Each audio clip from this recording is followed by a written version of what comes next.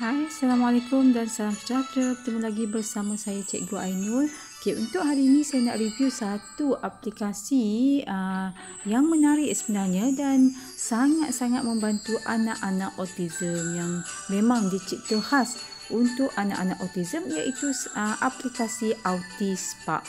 Di mana aplikasi ini kita boleh install daripada Google Play Store ataupun daripada Apple Store.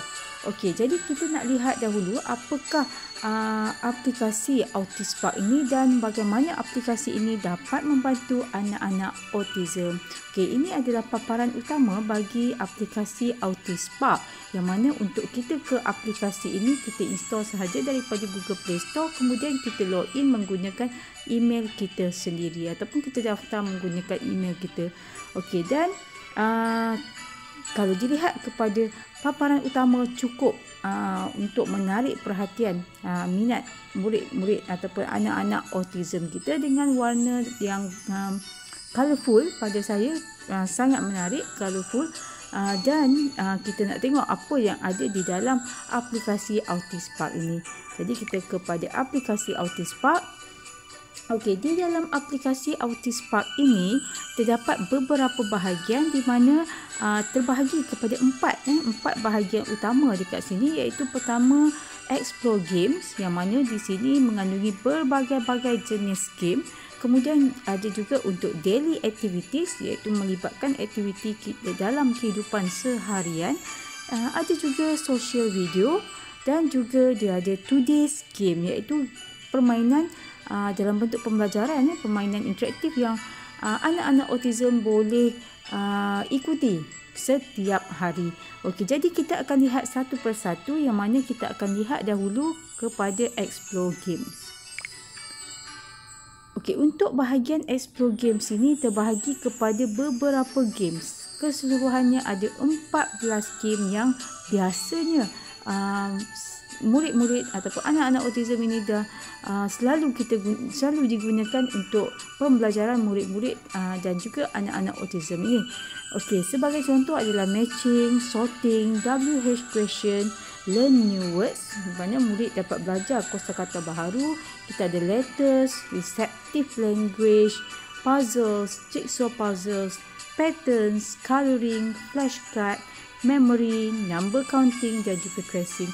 Kebanyakan aktiviti ataupun game yang disediakan ini adalah dalam bentuk drag and drop games, dan permainan ini menguji kemahiran manipulatif ataupun kemahiran motor kasar, motor halus, dan juga daya tumpuan bagi anak-anak autistik. Okey, jadi kita akan lihat sikitlah beberapa permainan yang ada di sini. Sebagai contoh adalah permainan Learn New Words, iaitu bagaimana murid dapat belajar kosakata asas, kosakata baru. Okey, di mana di dalam Learn New Words ini dibahagikan kepada beberapa persekitaran yang berbeza, yang mana murid akan anak-anak autistik akan belajar kosakata yang terdapat di dalam persekitaran tertentu. Sebagai contoh di bahagian di dalam garaj katakan.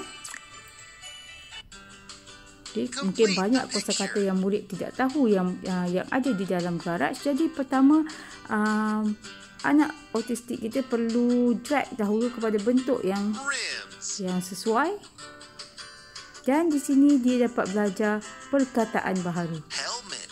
Helmet. Okey. Dan satu lagi tires. Okey, jadi murid dapat mengikut sebutan, pronunciation bagi setiap perkataan tersebut. Okey, seterusnya mari kita lihat untuk bahagian permainan yang lain. Okey.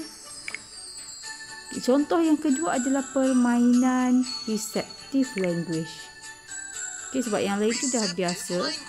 Jadi kita mungkin boleh belajar beberapa bahagian dalam receptive language. Kalau kita lihat di sini dia ada banyak sebenarnya.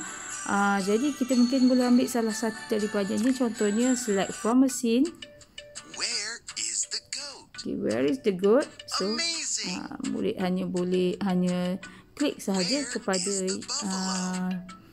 kepada arahan, okey, mengikut arahan yang telah diberikan. Okey, yang itu contoh permainan bagi receptive language. Jadi kita akan lihat seterusnya permainan bahagian daily activities ya.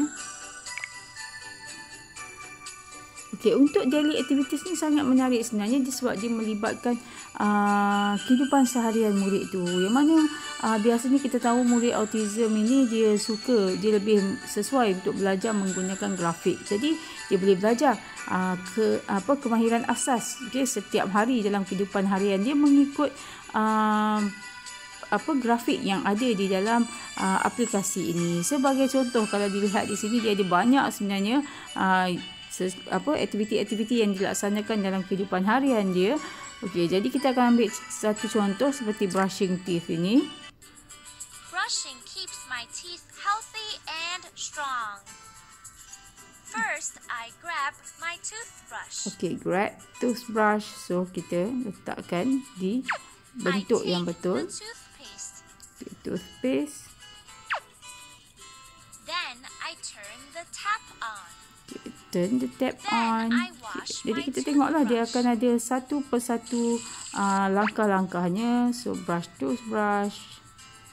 I turn the tap off. Okay, turn off. I twist the cap of the toothpaste to open it. Okay, twist the cap. Then dia akan drag. The toothpaste on the toothbrush. Okay, so drag. Great job. I brush all my teeth properly. Okay, so brush this. Jadi murid akan belajar satu persatu langkah-langkah sehingga selesai. Okay, itu adalah untuk daily activities. Dan di sini sebenarnya kita ada satu lagi iaitu social video yang menarik juga, di mana kita tahu antara kelemahan murid-murid pendidikan khas autism ini dia lemah sikit dari segi kemahiran sosial lah. Mungkin ada yang bermasalah dari segi interaksi sosial. Jadi dekat sini dia disediakan video-video apakah yang perlu dilakukan oleh murid itu dalam situasi-situasi tertentu, iaitu kemahiran sosial yang perlu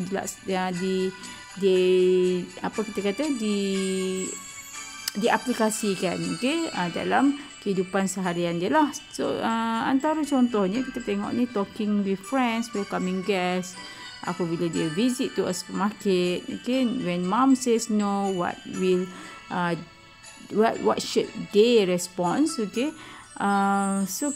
contoh kita tengok welcoming guests dulu.